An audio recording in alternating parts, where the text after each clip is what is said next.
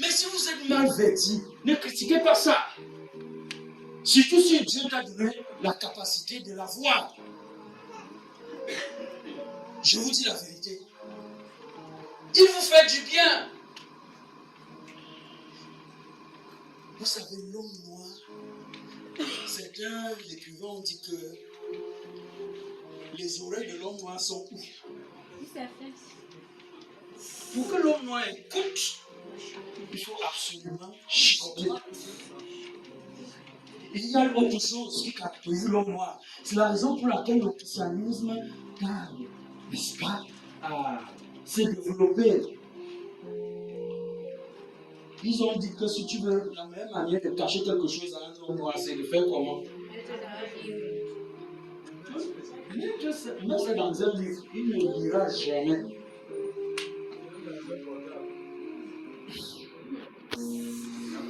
Soyons délivrés de ça au nom de Jésus. Gloire à Dieu, gloire à Jésus.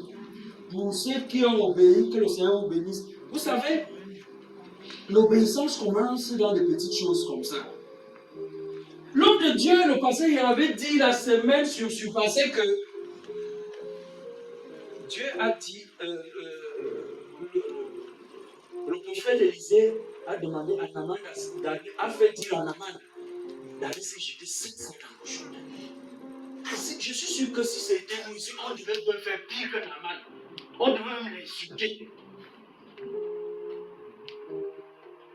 Parce que quand tu as le palu, tu penses que, le palu, je peux quand même parler en langue, par effet de machin, je reviens. Vous avez déjà été malade.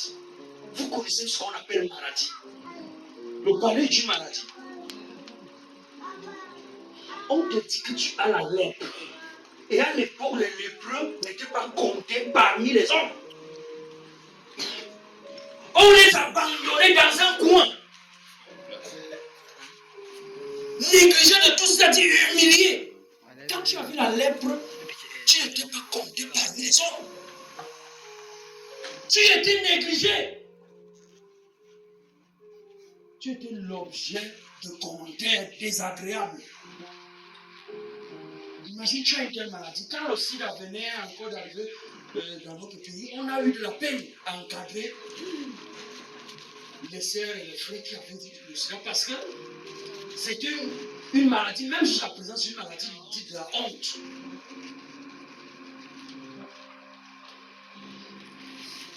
Et on te dit que tu as le sida, tu as le cancer, il va te jeter 7 fois dans le Jourdain. Alors que tu as déjà vu tous les grands spécialistes, parce que le monde nous a habitués à ça. Si tu n'as pas vu le professeur tel qui a fait ses études, si c'est où là, aux États-Unis, si tu n'as pas vu tel spécialiste, et toi tu les as tous vus, mais quelqu'un là qui aime un Dieu te dit, pour le mal que tu souffres là, va te jeter 7 fois dans le journal. Tu peux me chiffrer. Non, mon frère, tu peux me le chiffrer.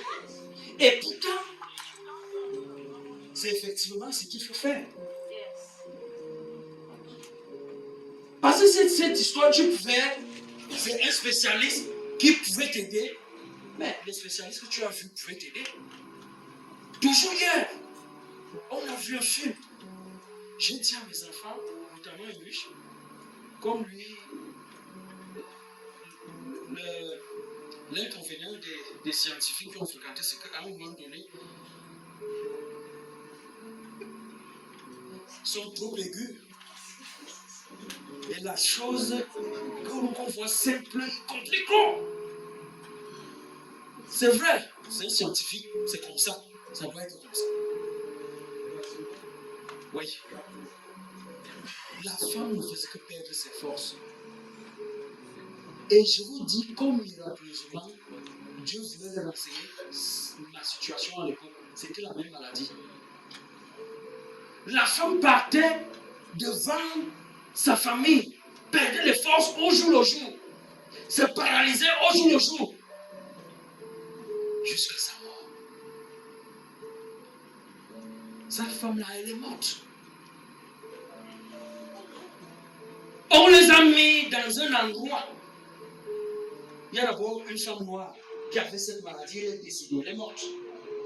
Elle aussi, arrivée à son tour, elle a même voulu que les médecins la tuent. Elle est morte. Vous savez, moi je suis quelqu'un, le moi est haïssable. Mais moi j'aime prêcher les expériences que moi je vis. Là, vous pouvez croire en ça. Ce film-là m'a révolutionné. Si je voulais oublier d'où je sors, hier c'était terrible. J'ai passé une nuit, j'étais très content. Parce que cette femme-là, elle est morte par ça. Mais moi, je suis vivant. Comment est-ce que moi j'ai survécu? Et pourtant, ces gens-là ont des grands hôpitaux. Lorsque le pasteur John nous raconte comment sont les hôpitaux en Israël. Mais moi, j'ai guéri étant à la maison. Amen. Tous ces grands spécialistes-là, le Jourdain, partout à l'hôpital général, l'hôpital central, m'ont renvoyé. Ils ont dit qu'ils ne peuvent plus rien. Aujourd'hui, on m'a dit, si tu as quelqu'un en Europe, ce n'est que là-bas qu'on veut te soigner parce que ta maladie est classée parmi les maladies dites rares. On ne peut plus rien faire pour toi. Je suis resté comme ça, assis devant lui, dit, monsieur Mbolo, il y a les gens que je dois recevoir. Il dit, mais vous me donnez, vous voulez que je vous empoisonne? Je ne peux rien vous donner.